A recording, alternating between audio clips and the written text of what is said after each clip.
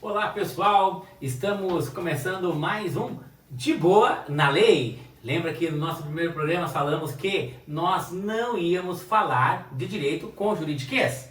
E hoje estamos aí iniciando o nosso primeiro programa do ano de 2025 e o que eu vou trazer para vocês hoje? O assunto é aquela velha história que diz o seguinte, o judiciário para em 20 de dezembro e volta só dia 20 de janeiro. Parece que não acontece nada, advogado parece que não tem trabalho, os juízes não trabalham. Não, gente, a lei não para. A lei continua, tudo continua funcionando, só que em regime de plantão. Então, aquela história que o pessoal costuma dizer assim, agora temos o recesso e no recesso parece que ninguém trabalha, parece que não acontece crime, parece que não... Gente, tudo funciona. A diferença é que é em plantão. E agora, na última segunda-feira, reiniciou a contar o quê? Os prazos. O que acontece? Em 20 de dezembro, suspende os prazos e eles começam a sua contagem em 20 de janeiro. Não quer dizer que o judiciário para, não quer dizer que tudo para.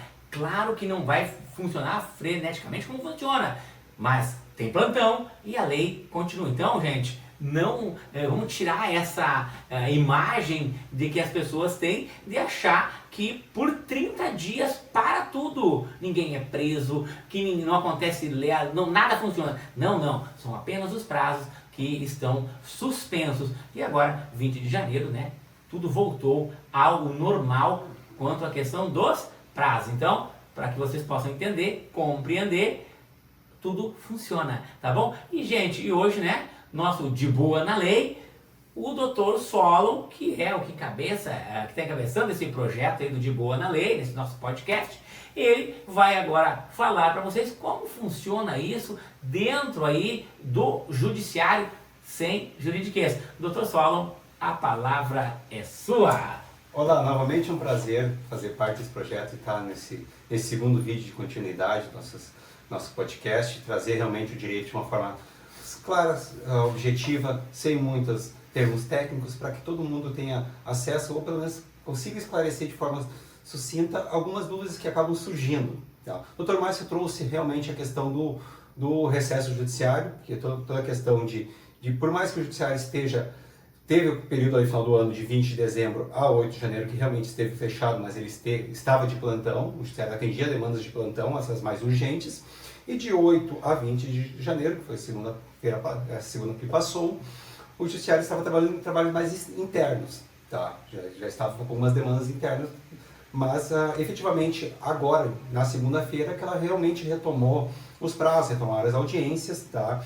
Então, aproveitando esse fato, nós consideramos oportuno trazer uma série de vídeos rápidos para conversar sobre o Poder Judiciário e as diferentes espécies de justiças, os ritos processuais e a competência de cada uma delas. Então, esse foi o ensejo que a gente trouxe. Nesse primeiro momento, de forma informal, que é a premissa do podcast, né, Dr. Márcio, a gente gostaria de falar sobre o rito processual civil, como que isso desenrola na justiça, o trâmite do processo.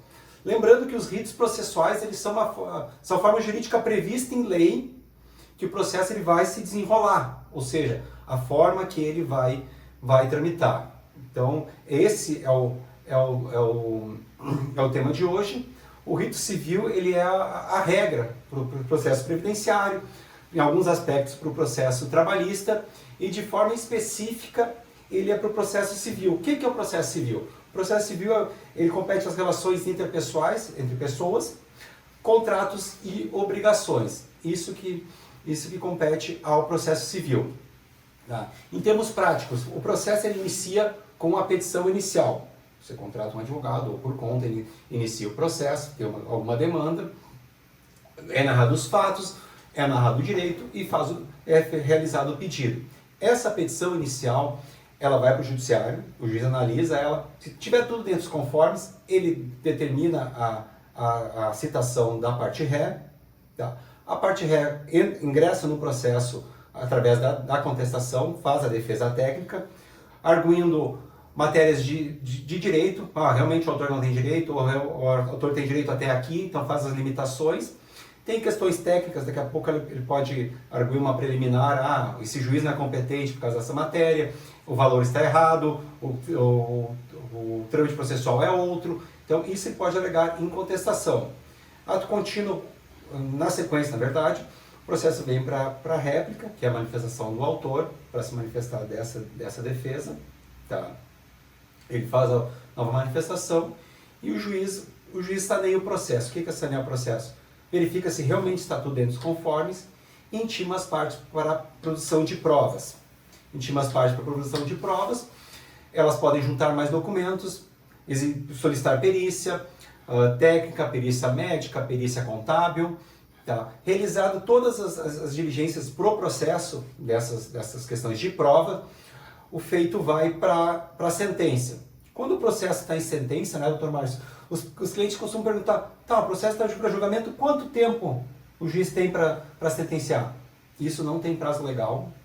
É aquela velha palavra assim, que quando nós terminamos a audiência, né, o juiz olha e diz às partes, sine die, né, em latim, não tem data para que ele possa dizer quando vai sair a sentença, né? Então, aquela velha, né, o pessoal, eu canso às vezes de fazer audiência e os clientes, doutor, eu não entendi, ele falou sine die. Isso é um termo que se usa no latim para dizer que não tem data certa para ele dar a sentença. Então, como eu disse, no nosso podcast, é um direito sem juridiquês, que a gente vai trazer aqui a forma desenhar, se precisa desenhar, para que você possa entender como tudo funciona. Este é o nosso trabalho e essa é a nossa ideia. O De Boa na Lei, ele veio para acabar com o juridiquês e te ajudar aí a sanar toda e qualquer dúvida que vocês venham a ter. Doutor Solon? Então, quando o processo realmente estiver com o juiz para a sentença, não tem prazo, tá?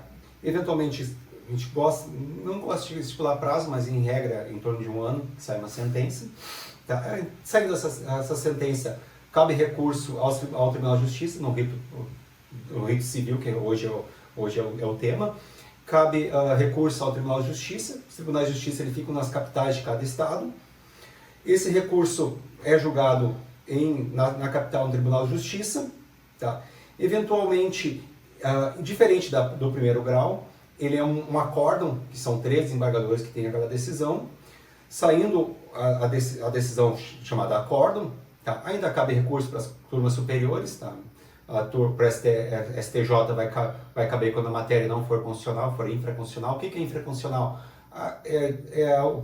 Alguma irregularidade no processo, no trâmite processual, alguma irregularidade no direito que não foi alcançado, foi desobedecido, vai para o STJ. Na situação de conter uma ofensa à Constituição, vai para o STF. Tá? E, obviamente, nas cortes superiores acaba demorando mais para serem julgados, né, Márcio? É um processo que acaba tomando mais de 5, 6, 7 anos. Tá? Então, quando não couberem mais recursos, o processo ele retorna à origem, que é a cidade onde iniciou o processo, e na maioria dos casos, quando vem a sentença, vem o acórdão, é uma decisão condenatória. Ele manda pagar estipula o valor a ser pago. Tá? Ser pago ou não pago, procedência ou improcedência.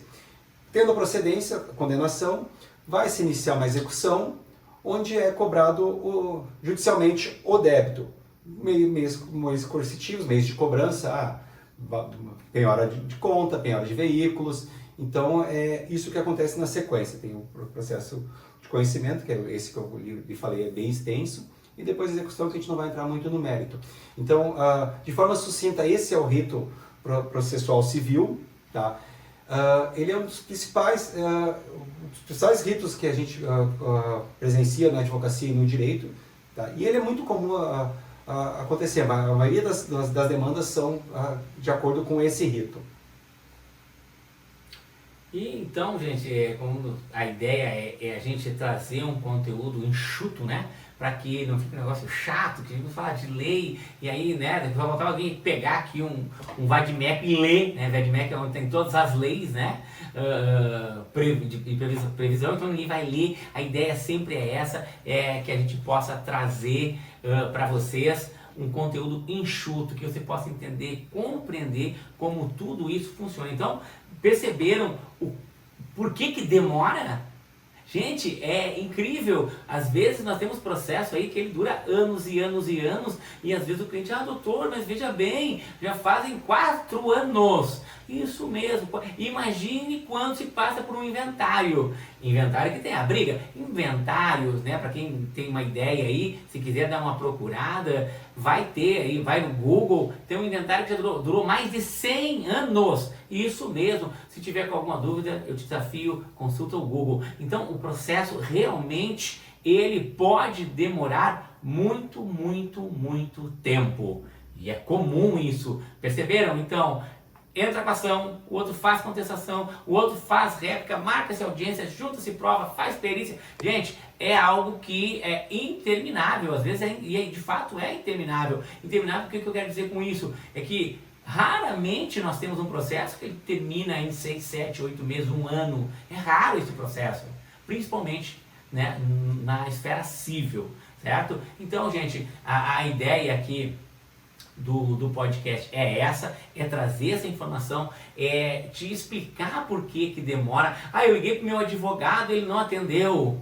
Gente, às vezes o advogado está lá, no senhaço, trabalhando, ele tem prazo, ele tem um monte de coisa para fazer, e aí às vezes quando ele não te atende, não é porque ele não quer te atender, ele não conseguiu te atender. Claro, né, gente, tem profissionais aí de todas as áreas, a gente sabe quando consegue fazer alguma coisa ou não, mas entenda-se que o advogado, sim, ele está cuidando do teu processo, tá? Então, e ele está ciente do que está acontecendo. Muitos clientes às vezes pensam, a doutora abandonou meu processo. Não, a gente não abandona o processo. Nós não temos como abandonar o processo, certo? Então, contratou o advogado vai estar ali, vai estar cuidando do teu processo. Às vezes ele não te atende naquele momento, né? Em virtude de estar fazendo outra coisa. Então, né? Insista, conversa. Doutor Saulo, complemente. Então, Márcio, eu gostaria de só finalizar realmente a questão do podcast. A gente falou do todo o trâmite, falou dessas nuances, desse caminhar do processo que realmente às vezes é moroso. Então, normalmente aqui no escritório a gente tenta fazer uma abordagem e o indicativo de tentar o acordo.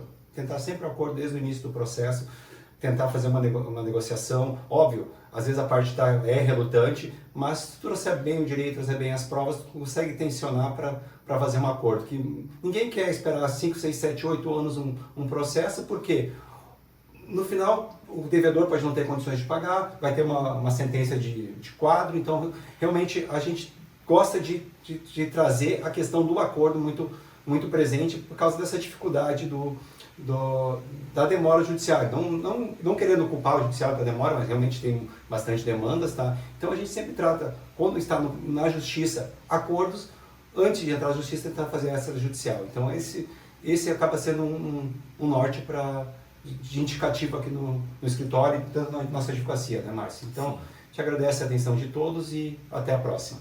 Então, gente, estamos aí finalizando mais um De Boa na Lei, né? Para você que ainda não nos segue, é bem facilzinho, entra lá no nosso canal do YouTube, né? Que é De Boa na Lei, facilzinho, entra lá, se inscreva, mande a sua dúvida, mande a sua pergunta.